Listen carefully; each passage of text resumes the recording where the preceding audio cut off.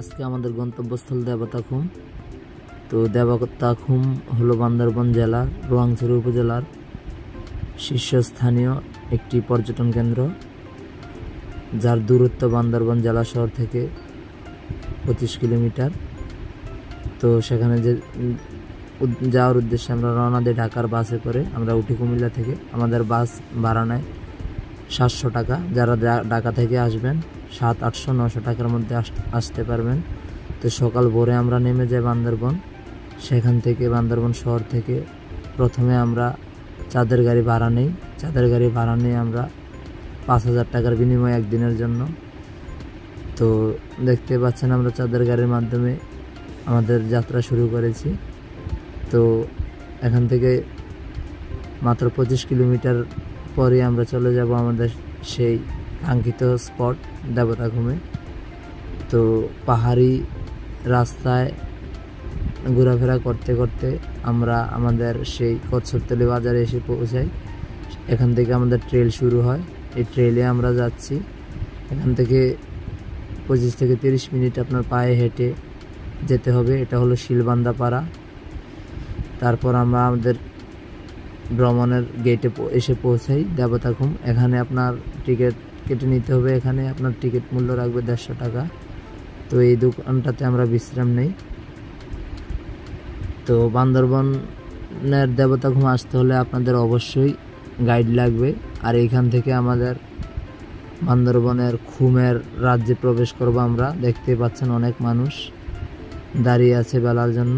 দেখতে দেখতে আমরা আমাদের কাঙ্ক্ষিত সেই স্পটে আছি। এখানে কিছু ভিউ আপনাদের দেখাচ্ছি। এই যে দেখতে পাচ্ছেন। তবে আমি আপনাদের সাজেস্ট করব, আপনারা যারা একদিনের বান্দরবনে আসবেন আগে থেকেই সব কিছু জেনে বুঝে আসবেন। যেমন এখানে গাইড লাগে, প্রথমত গাইড লাগে। গাইডের জিনিসটা আপনাদের মাথায় রাখতে হবে।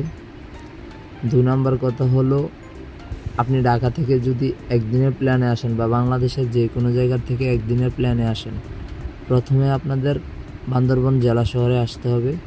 তা আপনাদের মাথায় রাখতে হবে আপনারা যেন ভোরের মধ্যে আসতে পারেন। ভোরে আসলে সারাদিনের সুন্দরভাবে আপনারা এই দেবতাখুম ঘুরে যেতে পারবেন। সত্যি কথা বলতে দেবতাখুম আসলে অনেক সৌন্দর্যপূর্ণ একটি জায়গা, মনোমুগ্ধকর একটি জায়গা। এখানে আপনার পাহাড়ি গাছগাছার জন্য আলো খুব কম পৌঁছায় এখানে। এটা দেখতে খুব ভালো লাগে। আমি ড্রোনের মাধ্যমে কিছু শট নিই এখান থেকে। এটা একটু হরর টাইপের লাগবে আপনাদের কাছে এই ভিডিওগুলা, কিন্তু অনেক সুন্দর দেখতে। তো প্রথমে আপনারা যদি একদিনের প্ল্যানে আসেন তাহলে দেবতাখুম খুব সহজেই ঘুরে যেতে পারবেন, যেমনটা আমরা করেছিলাম। তো 150 টাকার বিনিময়ে আপনারা পাচ্ছেন লাইফ জ্যাকেট, বাঁশের বেলা। তো এখানে নির্দিষ্ট করে কোনো টাইম দেওয়া থাকে না যে আপনি কতক্ষণ থাকতে পারবেন 150 টাকার বিনিময়ে। আপনি মর্জি মতো ঘুরতে পারবেন। তবে তাদের লোক চাপ বেড়ে গেলে তারা একটু তাড়াহুড়া করবে। এটা হলো দেবতাখুমের শেষ জায়গা যেখান থেকে ঝর্ণার পানি এসে নামে। শিলবান্ধা পাড়া ঝর্ণার পানি এসে নামে। এই ঝর্ণার মাধ্যমে এই কূপের সৃষ্টি। এই কূপে এসে ঝর্ণার পানি নামে, যার কারণে দীর্ঘদিন থাকার কারণে এই পানির জলরাশি কালারটা একটু পরিবর্তন হয়ে যায়, কারণ পাথরের উপরে অবস্থানরত পানির কারণে। তো আমরা এখানে অনেকক্ষণ সময় কাটাই। তবে আমি আপনাদের বলি, বান্দরবনের এই দেবতাখুম আপনারা একদিনের প্ল্যানে আসতে হবে। একদিন থাকলেই পরিপূর্ণভাবে আপনারা ঘুরে যেতে পারবেন। তো তারপর আমাদের সব কিছু রেখে আমি কিছু ড্রোনের মাধ্যমে শট নেই এই দেবতাখুমের। আমরা এখন বেরিয়ে গেছি দেবতাখুম থেকে। প্রায় 2-3 ঘন্টা থাকার পর, 3-4 ঘন্টা থাকার পর আমরা এখান থেকে বের হয়ে যাই। সামনে আমরা কিছু স্পট দেখবো, রামজাদি মন্দির এবং স্বর্ণ মন্দির দেখে আমরা আবারও ঢাকার উদ্দেশ্যে রওনা দেব। ঢাকার গাড়ি দিয়ে আমরা কুমিল্লা নেমে যাব।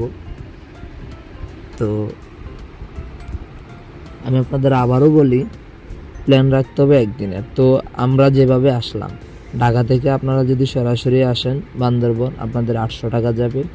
সেখান থেকে আপনারা যদি 12 জনের স্কোয়াডে আসেন, এখানে আপনাদের 400 টাকা করে যাবে ভাড়া। চাঁদের গাড়ি টিকিট হবে 150 টাকা, দুপুরের খাবার 200 টাকা, টিকিট 200, খাবার 200, টিকিট 150। তো তারপরে আপনাদের গাইড খরচ যাবে জনপ্রতি 100 টাকা যদি 10 জনের স্কোয়াডে আসেন, জনপ্রতি 150 টাকা করে যাবে। ইন টোটাল আমাদের তথ্য মতে আমরা 2000 টাকায় আমরা সুন্দরভাবে ঘুরে গিয়েছিলাম। তো হয়তো আপনাদের ক্ষেত্রে একটু 19-20 হতে পারে, তবে এমনই হবে, 2500 টাকার উপরে যাওয়ার কথা না। তারপরে আপনারা সব কিছু প্ল্যানিং মোতাবেক হতে হবে। যদি আপনারা স্পট বেশি আসে, তাহলে আপনারা সুন্দরভাবে পরিপূর্ণভাবে এখানে ঘুরে যেতে পারবেন। তো ধন্যবাদ সবাইকে পাশে থাকার জন্য, আমার ভিডিওটা ভালোভাবে দেখার জন্য। যদি আমার ভিডিওর মাধ্যমে আপনারা উপকৃত হয়ে থাকেন, তাহলে লাইক, কমেন্ট, শেয়ার করে পাশে থাকবেন ইনশাল্লাহ। আসসালামু আলাইকুম।